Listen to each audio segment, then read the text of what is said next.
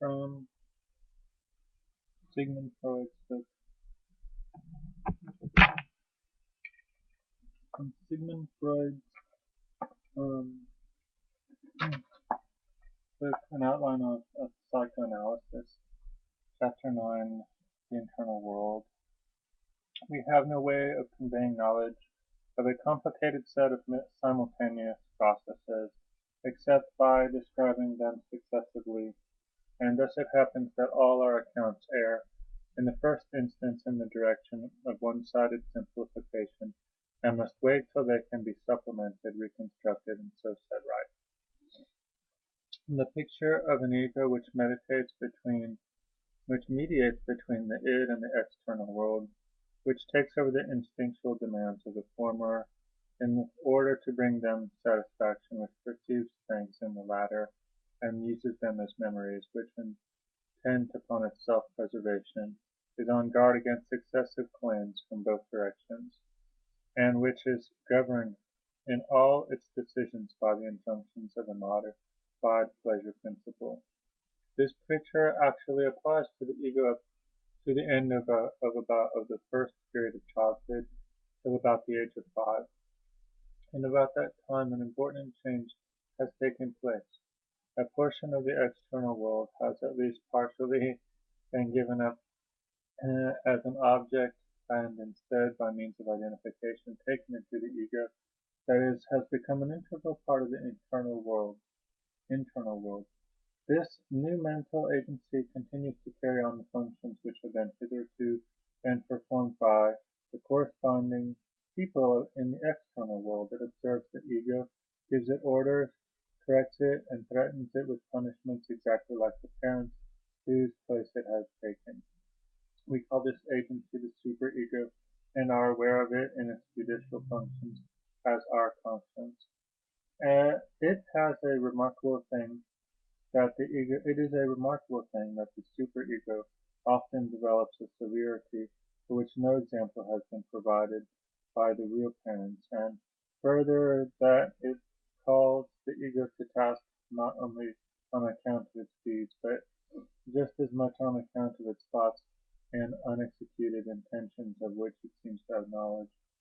We are reminded that the hero of the Oedipus legend too felt guilty for his actions and punished himself, although the compulsion of the oracle should not have made him innocent in our judgment and in his own. Superego is in fact the heir to the Oedipus complex, and only arises after that complex has been disposed of, for the reason is its excessive severity does not follow a real prototype that corresponds to the strength in which is used in fending off the temptation of the Oedipus complex. Some suspicion of this state of things lies, no doubt, at the bottom of the assertion made by the philosophers and believers that the moral sense is not instilled into men by education or acquired by them in the course of social life, but is implanted in them from a higher source. So long as the ego works in complete agreement with the superego, it is not easily to distinguish between their manifestations, but tensions and estrangements between them become very plainly visible.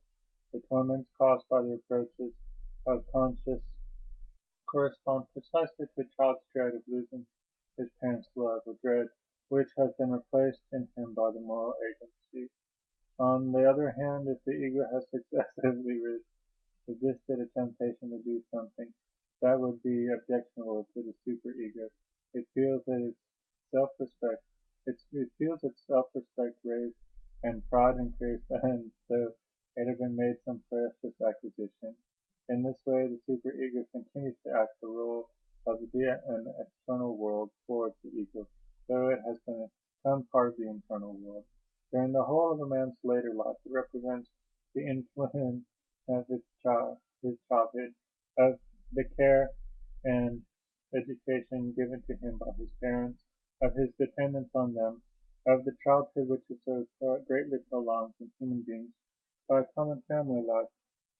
And in all of this, what is operating is not the personal qualities of these parents, but also everything that produced a determining effect upon themselves, the tastes and the standards of the social class in which they live, and the characteristics and traditions of the race from which they spring. Those who have a liking for generalizations and sharp distinctions may say that the external world, in which the individual finds himself exposed after being detached from his parents, represents the power to present that his id with its inherent trends represents the organic past, and that the superego, which comes to join them later, represents more than anything the cultural past and after experience of which, as it were, the child has to pass through during the years of his early life. And it is scarcely likely that such generalizations can be wholly correct. Some of the cultural acquisitions have undoubtedly left their deposit behind the id. Much of what is contributed by the superego will awaken the echoes in the id.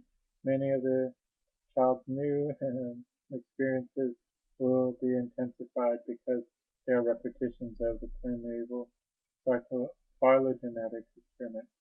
Thus do erst von deinen Vaten hast, erwried es besides him. From Goethe's Faust, Part 1. What thou hast inherited from thy father, acquire to make it thine. Thus the superego takes up a kind of intermediate position between the id and the external world. It unites in itself the influences of the present and of the past. It is